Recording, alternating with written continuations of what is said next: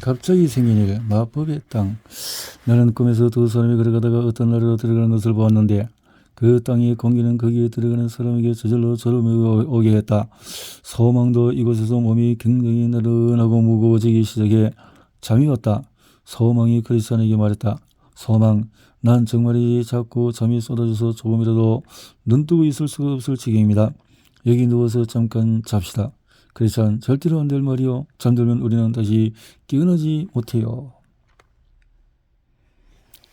듣다 그의 바이러스로 지구가 몸살을 앓고 있다. 연일 이어지는 뉴스는 새 소식을 알리지만은 어둠만 뿜어낼 뿐이다. 마을과 마을이 이어져 우리를 만들어내는 소통은 마스크 뒤에 숨어버렸고 함께 잡아야 할 손과 손이 세정제 냄새로 가득하다. 길거리에 가득했던 사람들을 발걸음 소리도 어디론가 숨어버렸고 스쳐 지나가는 사람들의 의심의 눈초리가 가득하다. 얼마 전만 해도 꿈을 담은 사람들로 가득했던 공항은 인기척조차 없을 정도로 조용하더니 항공사가 이내 문을 닫는다. 힘도 없는 미세한 바이러스가 거대한 인간 세계를 바꾸고 있다. 안개 속을 걷는 듯이 사람들은 우왕좌왕이라 어디가 길인가. 인간만사 세옹지마. 인생에 있어서 길흉화복은 항상 바뀌어 미리 헤아릴 수 없다고 하지만 하나님의 조건이 닿지 않는 것이 없다. 지나간 역사 속에서 땅의 청결한 전염병과 자연재해와 전쟁 속에서 인간은 질경처럼 살아남았다. 이번에도 그럴 것이다. 인간의 운명은 생명을 위협하는 전염병과 자연재해와 전쟁에 의해서 결정되는 것이 아니다. 인간의 운명은 하나님이 결정하신다. 너희가 도리어 말하기를 주의 뜻이면 우리가 살기도 하고 이것이나 저것을 하리라 할 것이오늘 야고보서에 기록된 것처럼 우리는 하나님의 뜻에 살기도 하고 죽기도 한다는 것이다. 그러나 우리는 연일 쏟아져 나오는 뉴스와 정보에 눌려 뒤뚱거리며 어둠이 두려운 길을 한 발짝 한 발짝 내딛는다. 마치 우리의 운명이 우리의 발걸음에 달린 것처럼 말이다. 하나님은 너희는 인생을 의지하지 말라. 그의 호흡은 코에 있나니 샘할 가치가 어디 있느냐 라고 말씀하시지만 여전히 내디딘 발걸음에 인생의 무기를 신는다. 그리스도인과 소망은 여러 난관을 극복하고 마법의 땅이라는 곳에 이르게 된다. 그 땅의 공기는 졸음이 오게 했다. 소망은 그리스도인에게 잠깐 잠을 자고 순리의 길을 가자고 권하지만은 그리스도는 목자들이 알려준 마법의 땅에서 조심하라고 한 말을 생각하며 소망에게 졸음을 막도록 이야기를 나누며 가자고 제안한다. 세계보건기구는 전염병의 대유행이라는 뜻에서 팬데믹을 선포했다. 한국은 마스크를 착용하지 않으면 불법이 되어버렸다. 마스크 너머에 있는 또 다른 세상을 살아가는 현실이 마치 마법의 땅을 걷는 듯하다. 언제 끝날지 모르는 현실이 미래를 잡아먹는 듯하다. 바이러스가 빌딩 문을 닫게 하고 따뜻한 커피 한 잔에 수다를 풀어놓았던 카페는 빈 의자들로 가득하다. 사람들은 비대면 속 점점 고립된 생활로 고적하게 지나가는 시간을 바라볼 뿐이다. 여러 난관이 생각 속으로 해집고 들어와 둥지를 틀고 그해 겨울을 난다. 홍수처럼 밀려드는 문제 앞에서 잠에서 깨어날 힘이 없다. 너무 오래 잠을 잔 탓일까. 성급히 해결책을 쏟아놓지만 이미 코로나19 전부터 영적 잠을 잤던 우리는 말씀으로 현실을 읽어낼 능력이 없다. 하나님 앞에 잠잠히 앉아 그분을 기다릴 힘도 없고 하나님을 향한 애통함이 없다. 왜 하나님은 코로나19를 허락하셨을까?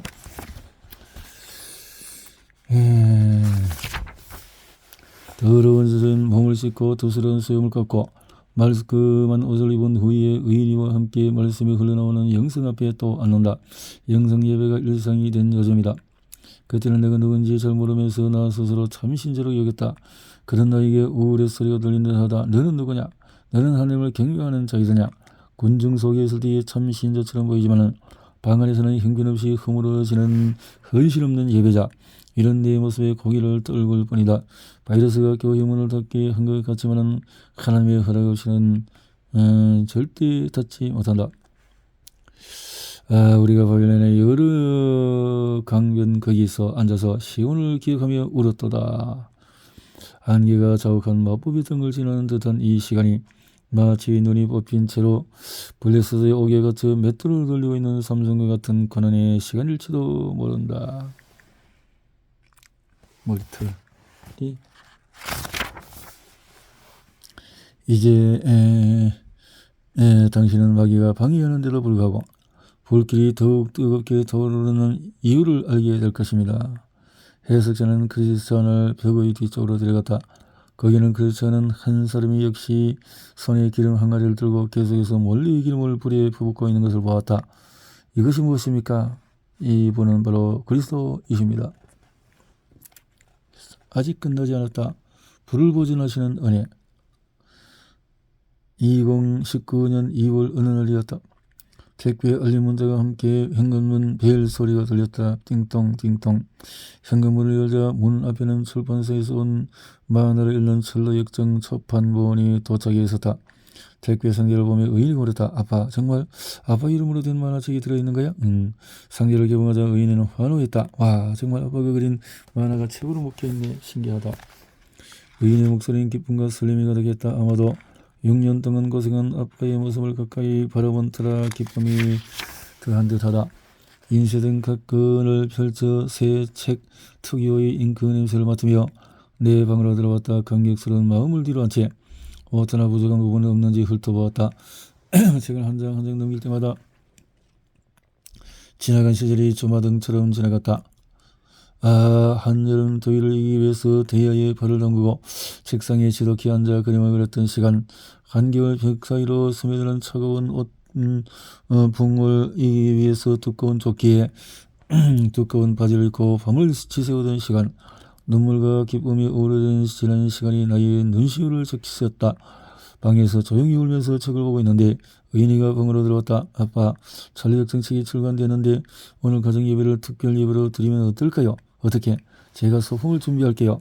잠시 후에 의인이는 종이 위에 경축만으로 읽는 찰리역정 절시 기념 예배라는 문구를 써서 가랜드를 만들어 봤다.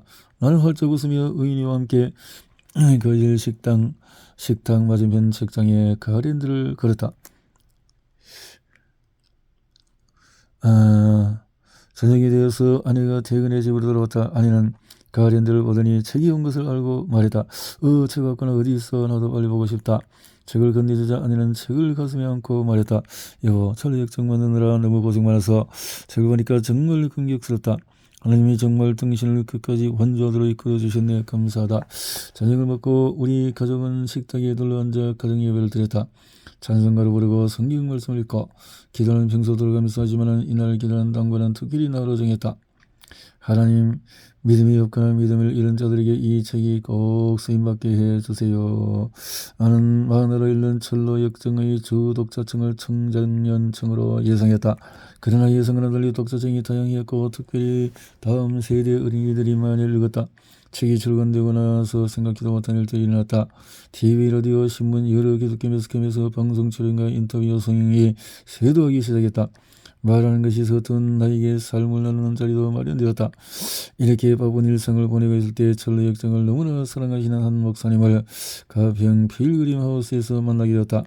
목사님 나에게 말씀하셨다. 최 작가님, 철로 역정 1부는 세계의 수많은 언어로 번역이 되었고 만화로 많이 만들어졌어요. 그런데 철로 역정 2부를 만화한 작가는 아직 없어요. 만약에 최 작가님이 만드신다면 세계 최초일 것입니다.